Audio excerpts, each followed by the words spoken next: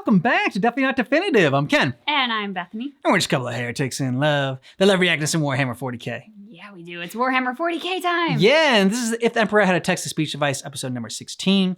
It's Warhammer Wednesday. We react to this every Wednesday. We're going to do If the Emperor Had a Text-to-Speech Device until we get through the whole series.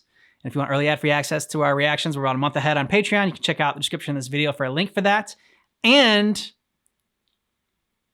there's a drink. There's a drink. A shot, to be precise. Mm-hmm.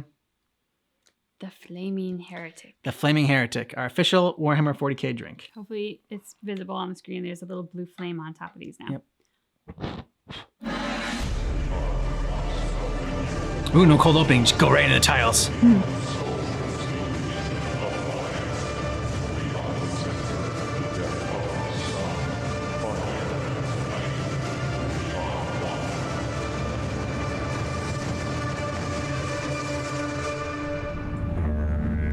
Whoa. Interested? You at Magnus? Not really. I'm just making sure you're not trying to invite your army of demonic tentacle monsters over for a party or something. Can we please have a little bit of trust at this point? I mean, of all the places in this expansive galaxy, this isn't the most comfortable location for me to be in. Besides, I'm not Fulgrim. So you're telling me that succulent food, a luxurious atmosphere, and an actual bed are less comfortable than the realm that is literally a collective sea ship? If you had more mental capacity than a box of Grox manure, maybe you too would appreciate its own unique majesty. This assumes that I'm insane enough to want to. Nevertheless, you just being here is a sign of trust in my lord, is it not? Perhaps. Crazy. Damn skeleton. Crazy damn skeleton. Why are you still here? What did we do? Okay, tell me, what are you actually doing? Don't mistake my question for curiosity, I'm mostly just concerned. Research, observation, experimentation, calming my nerves, listening to the whispers of the warp, passing the time of day, and so on. Albeit it's pretty damn hard to get a good focus in this place, with Father around. Finding any warp traffic to spy on, which isn't tinted gold and full of pent-up frustration, is like trying to remove a demonic incursion from your rectum. No, I left my heresy detector in my chambers, but I can hear it going on from here. Ow! Ow! Stop that! Stop what? Stop dazzling me with your ignorance! Your shiny, half-baked head is burning through my retina like an acid made of stupid... Seriously, though, have you still not got that this heresy expression you speak of is just your Imperium's excuse to put a giant bolt into the head of anyone who goes against you? The Imperium is like a child in a my dad is better than your dad argument to receive the right to kill anyone that attempts to argue back, you witless dildodes. Well, if you didn't make everything so, I don't know, diabolical, creepy, and straight up evil, maybe you wouldn't be such easy targets for both propaganda and a bolt shell to the forehead. I mean, you're not doing yourselves any favors by wearing the skin of your enemies, for example. For your information, I have never worn the skin of my enemies. Do I look like a Necron Flayer to you? To be fair, the Necrons and your Thousand Sons do have pretty similar motives nowadays. Yes, we've already sent the cease and desist order. They're just being ferocious plasteel dicks about it.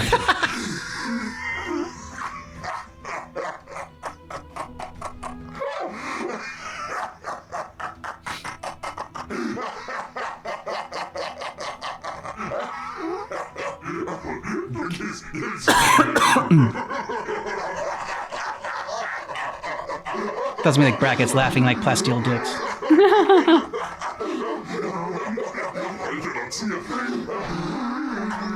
Regardless, you still look like you woke up on the wrong side of the Eye of Terror. I do see where you're coming from. All the decapitated heads and giant spikes do make it look like we're compensating for one thing or another. Like I could be some parents. But to be fair, given your parents' alarming obsession with skulls, I'd say you have some issues of your own. Nevertheless, did you only come here to watch over my shoulder, or did you have some other reason? Well, I actually wanted to ask you something. Well, go ahead. I'd break the monotony. I've been wondering. I've served my Emperor for somewhere around 11,000 years or so. I don't really keep track. And even though he's my, our father, I don't actually know all that much about him besides from what I've seen with my own eyes. Isn't that enough? Of course it is. After fighting this side and hearing his dreams for humanity, no sane man could not appreciate his majesty, wisdom, and might. Indirectly calling me insane now. Truly, he is the one and only worthy leader of mankind. But where did he come from? Did he have parents, or did he just, I don't know, crawl out of a gold deposit? Not that's a bad thing, of course. I'm sure it was the most glorious deposit in the world. Oh, hungering for some crisp, luscious knowledge, are we? How fascinating. I thought you companions were especially trained to act as completely uninteresting impersonal automatons. Well, truth be told, I think as time has gone by, most of us have either gone a bit into the cuckoo's nest or have managed to retain some form of rationality. Actually, under one exception, everyone has completely lost their mind. Hey, kitten! Want to go take a swim in the Promethean pools with us? No. Hey, be that way! As I was saying, I still follow the Emperor right to the Eye of Terror if he commanded it.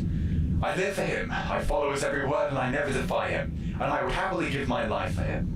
But, well, there's the thing. I'd happily give my life for him. Implying that you can actually be happy. Which also implies the fact that you have thoughts and feelings of your own, which subsequently implies you aren't an incredibly stale person whose personal interest can be summed in the words, standing around. I guess that's part of the reason why I was elected to the position of Captain General. After millennia of isolation and your occasional murdering of demons trying to creep in, I'm the one and only companion who's not batshit insane. And I suppose that's also part of the reason why you're still wearing your armor after all this time. Yeah. Or, well, not all this time. Oh? I went through a phase. The towel. I'm particularly proud of it. Those loincloths really don't leave much to the imagination, you know. What do you think? Oh, the face. I swear I could taste the floss. Anyway, as you were asking. Ah, yes. The subject. Okay, I know he's been around pretty much as long as humanity has, and that he has gracefully guided us through all of that, but did he make humanity in his image, or is he simply the guardian of our species? And if he made us, what made him? And if he didn't make us, what made us? Ah, the oldest question in human history. What are our origins? Sadly, I'm of little help to you in that field. Been too busy comprehending the Materium and superhero comics. Really? Didn't the Emperor tell you himself? And if he didn't, don't you have some old arcade book about it or something? Actually, he never told me much about his own past or humanity's origins. Perhaps he didn't want us to know, since he's always been so exasperatingly introverted about things like teaching. That, or it's because I never really asked. May have been the latter, all things considered. And no, I don't have an old book lying about that specifically tells us where we all came from. Only my neurotic brother Lorgar would have the talent to write a fictive suicide of that caliber. Besides, even if I had a book like that, all the exciting demon tomes with screaming faces and beware signs lying about would probably just make it look severely unappealing in comparison. Gah, I suspected as much. And I've looked through all the tomes and slates in the palace's libraries, all the data stored in archives, ancient texts and journals. I've even looked through albums of travel photos for Terra's sake, but I couldn't find anything about the time before the Emperor conquered Terra during the Age of Strife. If you are that curious, why not just ask Father himself? Yeah! Multiple I'm reasons. so splintered that remembering such ancient knowledge might make him fling his skull across the room like a bowling ball. That's how much unsure if he'd actually want to tell me. I mean, if he never told you, why would he tell me? Well, he does seem to like you, despite him being grumpiness incarnate. He relies on you to listen to his boundless complaints and to inform him about, to quote, stupid shit. I'd even say he trusts you. He certainly trusts you more than he trusts me or any of his other sons for that matter. Yeah, with good Actually, reason. are you sure you're not his wife or something? Of course not, but... Wait, really? You think so? Indeed, stepmother. First of all, quiet you. Second of all, I think you might be right. I'm really wrong. So I might just go and ask him then. You do that. Actually, don't you want to come too? Nah, I'm gonna practice for that talent show that I heard is coming up next Thursday. You say they're batshit insane, but your fellow companions do seem to know how to have a good time. Unless you want soggy hair and stay down for a week, I would highly recommend you drop that. Why should I... Oh. Ellipsis. Ellipsis. Good idea after all. So let me get this straight. You mean to say that you really have no records of human history before the Age of Strife accessible within the Imperial Palace? No, not really. Most of it is so heavily censored by the Ecclesiarchy and the Inquisition that it more closely resembles a barcode than it does anything else. So you have no recollection of the tales of the old ones, my own conception, the rebellion of the Men of Iron, or any other tidbits of humanity actually kicking ass?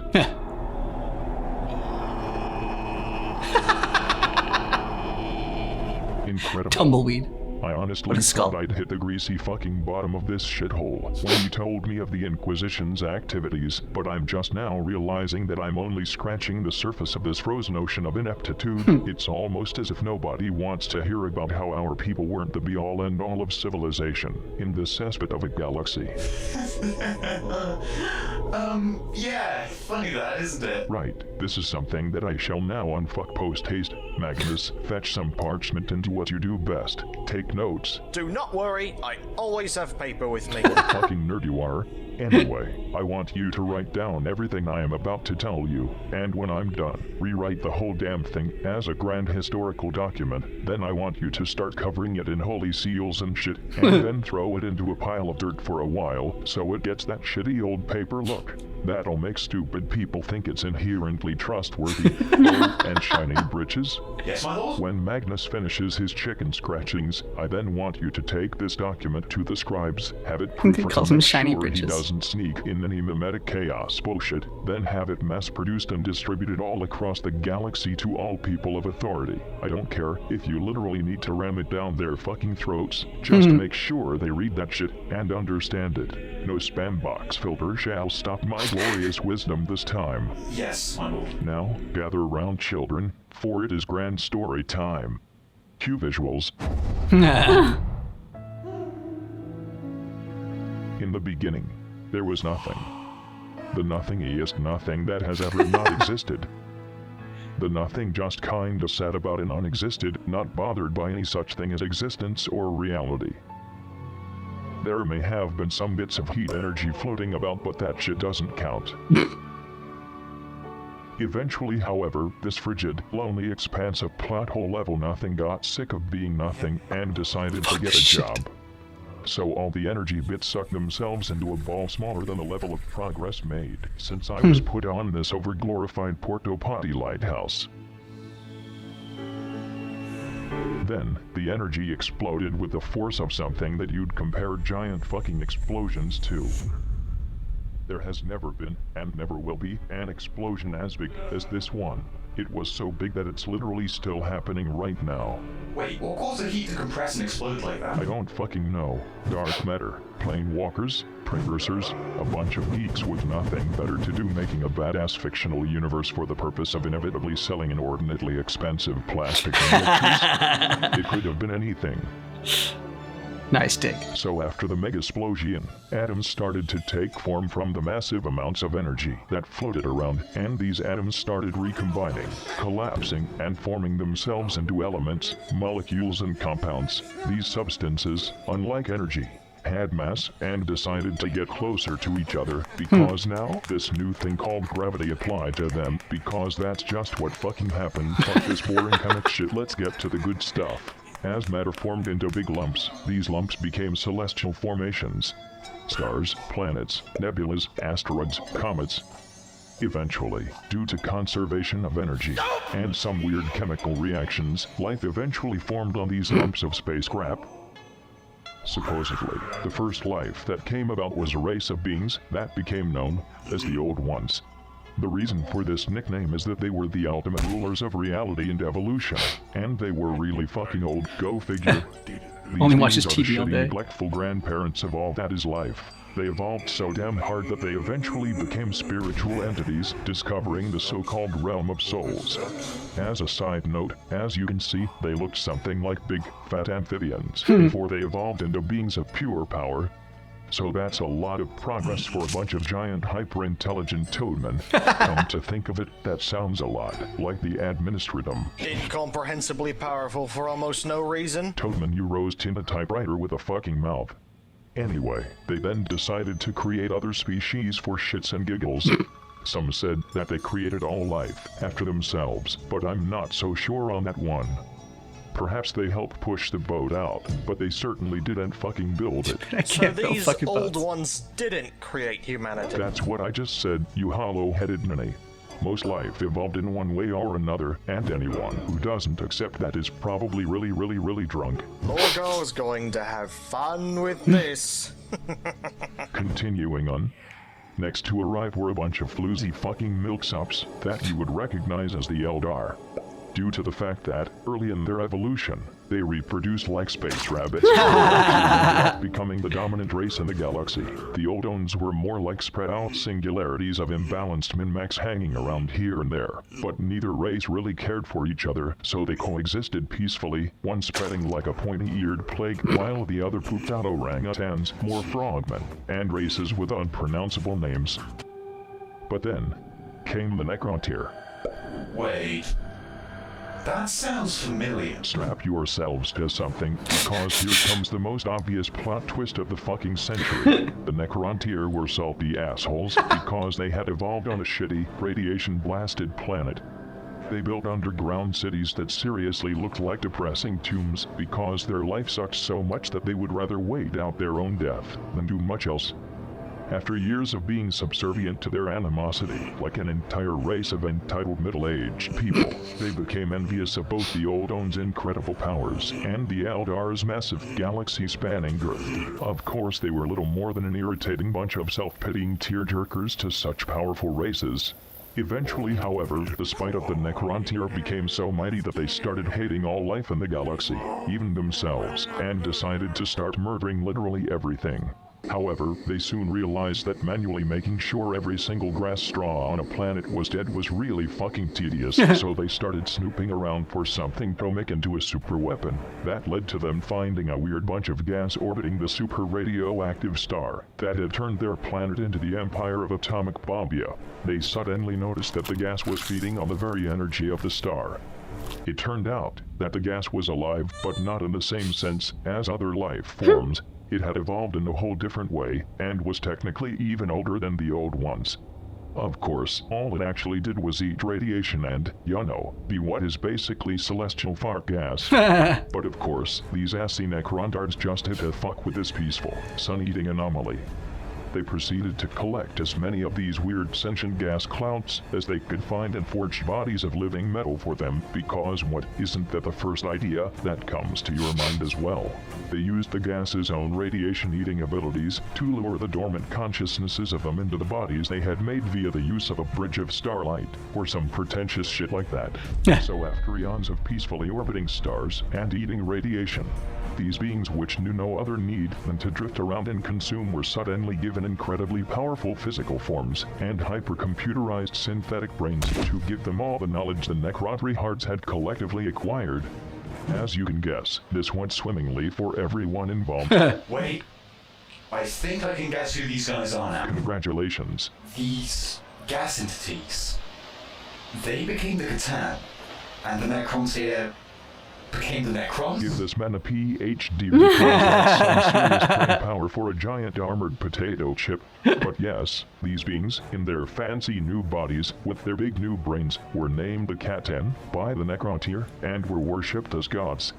The Catan weren't nice though. They absorbed all the living metal the Necrontyr had amassed and used it to transform this massive species of psychopaths into a race of living, murderous machines who mindlessly served them. They also ate most of the Necrontyr's souls while they were at it, because they were ungrateful assholes like that. That's also when these mounds of fluid dickery discovered that souls were far more appealing than space radiation. I guess souls have more nutrition or something. So the Catan started looking back through the extensive memories of the Necrontyr, now renamed Necrons for some reason, and saw that the Old Ones had the biggest, tastiest souls of them all, and decided that it would be a good idea to eat them. When the Catan came gnawing at the Old Ones' front door, the Old Ones of course decided to punch the shit out of them with their minds, like all grandparents do. But that's when they noticed that their psychic powers were useless against both them and the Necrons, because they had no souls of their own. This started a massive galaxy-wide massacre of the Old Ones that went so far that they nearly became extinct. I guess you could say that the Old Ones got their life towed away from them. Seriously though, that's awful. Well, I guess the Necrontyr got what they wanted in the end. Not quite. See, some of the Old Ones survived, and they decided that the only way to stop this imminent galactic doom is to fuck up in an equally as awful manner as the Necrontyr. Thus, they created a new race, one which could fight the soulless Necrons for them. A race with strange reality-bending powers fueled by crowd mentality instead of souls. A race that knew and desired only war and destruction. A race that could weaponize anything and was almost impossible to kill. A race that became known then as the Krorks, or, as we know them today, the Orcs, because shortening names is a thing. There's a plot twist you didn't see coming. The Orcs were actually important all along. So yeah, while the Krorks were fighting the Necrons, the Eldar were shitting their collective frilly panties because they knew that they were next on the menu. So they decided to salvage as much of the Old One's tech as they could and fuse it with The their rocking own. chair. Believe it or not, the Webway was actually a creation of the Old Ones, but the Eldar nicked off with the designs, like the thieving bastards they are. That said, by combining Webway technology and the power of the Realm of Souls, they created a new type of material to combat the living metal of the Necrons called Wraithbone. The Wraith constructs were sent into battle alongside the Krorks to fight back the Necrons. Turns out that while the Cat-10 were immune to psychic powers, it seemed as they couldn't handle being Wraithboned. From the moment I heard the name come up, I knew you'd say that. Why aren't you the smartest kid on the fucking block? Of course I am. No wonder you were bullied by your brothers. No, that's just uncalled for. Anyway, just when things started to go down the drain for the Cat-10, things got even worse for them, as one particular asshole among them known as the Deceiver, good friends with the Eldar Laughing God, brought together the most edgy Cat-10 he could possibly find, creatures with names that only the most lonely of people could come up with, such as the Nightbringer, the Void Dragon, and the Outsider. The Decever then said to his fellow celestial gas canisters, All the other Cat-10 are weak and being killed off. We should eat them before they die so their powers won't be wasted. Thus, the Cat-10 started infighting, and began to eat each other, while also being destroyed by the Krorks and the Eldar, because that is clearly what an intelligent life form would do. So much destruction was caused in this, the First Great War, that the Cat-10 suddenly realized they were expending more energy than they were absorbing, and would run out of power if they kept this up. All according to plan, Shagorath said as he laughed away the night with the Decever. Killing all of your allies in the middle of a giant war was apparently a bad idea. Who would have fucking thought? Plus, they simply decided to retreat back to the Tomb Worlds with their Necron armies to wait for the universe to become plump, juicy, and unprepared again. It would seem that at some point during that time, the Necrons must have regained some consciousness and taken revenge against the Catan for screwing them over. So I have been led to believe. Well, to be honest, it kind of sounds like they deserved what happened to them. That's what you get for being a filthy Xeno, after all. So with that giant clusterfuck out of the way, you'd think things would get better. But nope. This giant war had left the universe a complete fucking mess. The Old Ones were near extinct.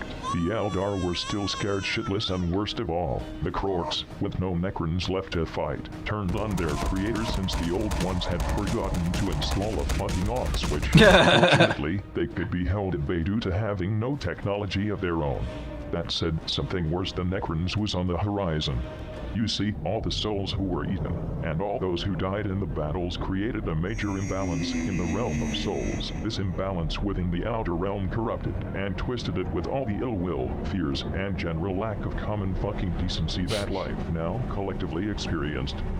Nightmarish spiritual entities started to emerge from the darkness of the realm, like a giant galactic panic attack. It was at this point that the first demons emerged, and the realm of souls was given a new name. The warp! That all makes sense. Yup.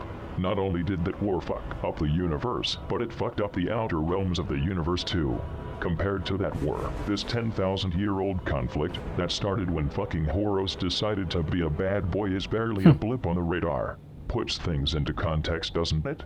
I suddenly feel small, and I don't know how to feel about that. You'll get used to it. Besides, you're shorter than most of your brothers anyway. It's entirely my choice, and you know it. But where were we, humanity, during all of this? We were all busy evolving from primates into tribal cavemen, picking our noses, and fornicating in the ways that primitive beings do. But not for long. You see, warp storms caused by this huge war fucked the galaxy over, and additionally, demonic predators of the warp finished off most, if not all, of the remaining Old Ones. It's like some complete-ass wipe suddenly invaded an old folks' home, demolished all their belongings, and subjected all old people to summary executions. And then another completely unrelated group came along and did the exact same thing all over again. The Eldar, realizing their own incredible fragility, decided fuck it. literally. And so they did. Constantly. So much so that they repopulated the galaxy again, became the dominant species once more, and ruined their own reproductive cycle to the point of near non-functionality. Oh my god. I mean, I know you lose it if you don't use it, but if you use it fucking constantly, it's gonna get blown up and shrivel up. It's at this point that the idiot says what species emerged. The what? I am absolutely hilarious, even after all these millennia. Oh, I still don't get it. So, actual humans finally started coming forth out of the evolutionary fuckfest at this point, and a handful of them gained psychic powers similar to that of other species carrying souls around. These early day psychers called themselves shamans, and they were totally super badass, guiding humanity by learning about the ways of nature and the universe's history through the power of the realm of souls and probably some shrooms. However, when the doddering demon douches accompanied with an entire gang of horribly unnecessary creatures like enslavers and psychnoia started to show up, the shamans started to be horribly killed off in spasmtastic manners. So of course, the shamans decided they needed to put their heads together to solve the problem. So they did. Again, literally. By combining their very souls, psychic powers, knowledge, and strength through ritualistic mastery aside, they achieved in the blink of an eye something that had taken the old ones an entire species worth of evolution to do. They all became a single living being of spiritual energy and power. In short, they created me. Wow.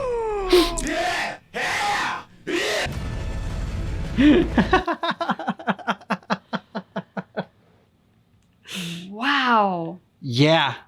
To get that history lesson. I mean, this whole thing's got, all about the lore of Warhammer 40k, but that was fun. That was intense. So the first I'm like, okay, is he going, like, because it starts off like, the Big Bang and everything like that. I'm just like, okay, so we're going over, history of the universe. I get it. And then when it started, put the elders in there, I'm like, okay, now we're getting like the actual like Warhammer 40k universe.